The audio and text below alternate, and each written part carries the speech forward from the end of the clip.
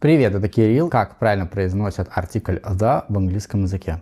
То, о чем я сегодня буду говорить, не только относится к американскому английскому, это относится к английскому языку в целом. Неважно, на каком диалекте вы говорите, British English и все его вариации, American English, Canadian и так далее, это будет актуально для всех вариаций, for all Englishes. Хочу напомнить, что у меня есть Instagram и Telegram, handle Kirells_English.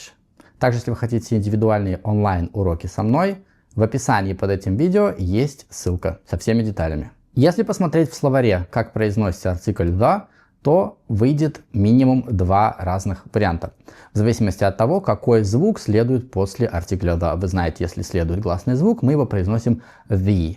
Также, если мы хотим выделить человека, выделить индивидуальность или индивидуальность какого-либо события, мы также можем произнести the Michael Jackson. Если это согласный звук, любой, тогда произносится the. Также вы знаете, что мы, когда говорим предложениями, а не отдельно взятыми словами. Для сегодняшнего видео нам понадобится три звука. Мы будем рассматривать случаи произношения артикля the только когда перед ним стоят назальные звуки, носовые, nasal consonant sounds. Это звук звук и звук это который велярный, когда вы говорите окончание ing, например, long. Так противненько, как будто давите кошку. Также все случаи, которые сегодня будут рассмотрены, в них артикль the мы будем произносить через дентальный или зубной звук н. Он отличается от альвеолярного обычного звука н, который вы произносите, например, когда говорите слово no, знать, или no, нет, или nose. У вас кончик языка становится на альвеолы, отсюда и название альвеолярный. Когда вы будете произносить артикль the, он будет меняться на н, и здесь кончик языка у вас касается позади передних верхних зубов. Если верхних зубов нет, то извините. Итак, давайте рассмотрим случай, когда артикль the стоит после велярного звука на. She's doing the laundry. She's doing the laundry. She is doing the laundry. Doing the laundry. Doing the laundry. She's doing the laundry. Здесь у вас велярный звук н переходит в дентальный зубной звук н. She's doing the laundry. Так вы будете говорить, если у вас темпор. Так вы будете говорить, если хотите, конечно, ну или будете слышать, как говорят англофоны, если у них обычный темп речи. Или если они говорят очень быстро. Тем быстрее речь, вы знаете, тем быстрее звуки произносятся, они видоизменяются. Если вы говорите медленно, размерно, если вы только в начале своего пути, то силком выдавливать это произношение из себя не стоит. По крайней мере, я не рекомендую. То есть вы можете спокойно сказать she is doing the laundry. Вы можете сделать там разрыв, паузу, спотыкнуться. She is doing the laundry. The. She is doing the laundry. The.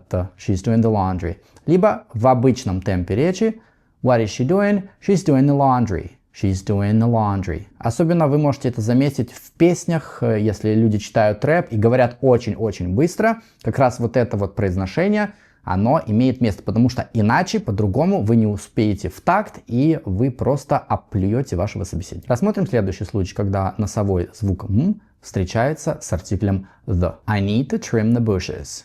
I need to trim the bushes. Мне нужно подрезать кусты, а то у нас здесь шервудский лес образовался.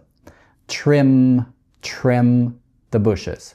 Trim the bushes. Это медленная речь. Это я говорю членораздельно. Если я хочу сделать link my words together, I'm going to say trim the bushes. Еще раз повторюсь, в зависимости от скорости меняется ваша артикуляция. Чем скорость вашей речи быстрее, тем больше у вас в речи будет такого соединения. У вас будет возникать очень много предложений, где как раз такая артикуляция может быть применена. Потому что, если вы вспомните, у нас есть предлоги in и on, которые заканчиваются на носовой alveolar n sound. Например, on, in.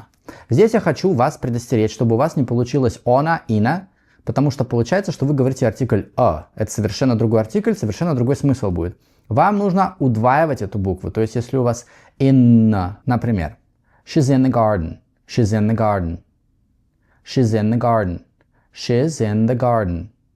Чем быстрее я говорю, тем больше вероятность того, что у меня будет как раз этот dental звук н. То есть я как бы облизываю нижнюю часть переднего, верхнего зуба, ну или передних верхних зубов. У кого сколько зубов? We listen and we don't judge. Inna, Anna, inna, Anna, in the garden, in the garden, in the garden, in the garden. Если у вас очень быстрая речь, у вас даже на, вот это the, на, шва звук вообще выпадет. In the garden, in the garden, in the garden. То есть там оно может настолько укоротиться, редуцироваться, ужаться, как говорится, просто да нельзя. Опять же, в силу того, что ваша скорость речи очень-очень быстрая. They're on the beach. They're on the beach. They're on the beach. They're on the beach. They're on the beach. Они, собственно, загорают на пляже. They're on the beach. They're on the beach. Who's gonna clean the room? Who's gonna clean the room? У нас есть слово clean, заканчивается на носовой звук н, the, н. Who's gonna clean the room? Словосочетание and then, и затем, а потом, например, вы рассказываете про свой день или обычно, что вы делаете, либо даете показания, упаси Господи, вы также можете произносить это в быстрой речи с артикуляцией зубного звука н. Например, I took a shower and then my friends came over. I took a shower and then my friends came over. I took a shower and then my friends came over. I took a shower and then. Напоминаю, что and, вот этот звук d, произносится только Уитни Хьюстон в песне And I.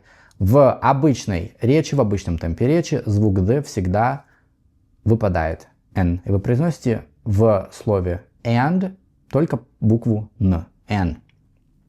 Как в алфавите. I took a shower and then. Обратите внимание, у меня кончик языка находится под нижней частью, вернее, на нижней частью верхних передних зубов.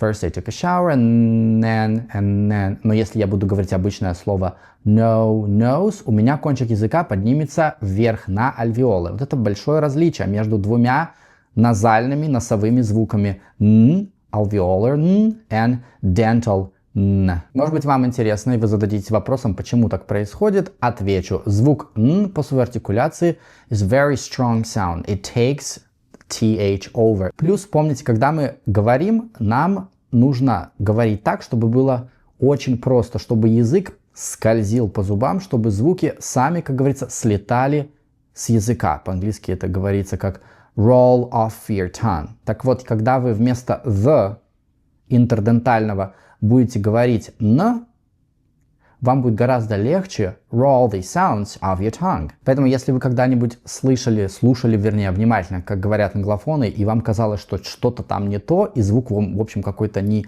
the, знаете, происходит это из-за того, что человек быстро говорит. Поэтому то, что в словаре нам пишут the или the, в речи может меняться на н и ни. Например, in the evening, in the evening, in the evening. Вечером, in the evening. Ни, in the evening. Надеюсь, данное видео окажется вам полезным. Помните, чтобы become better at it, you need to practice. На сегодня это все. Желаю всем отличных выходных. Пока.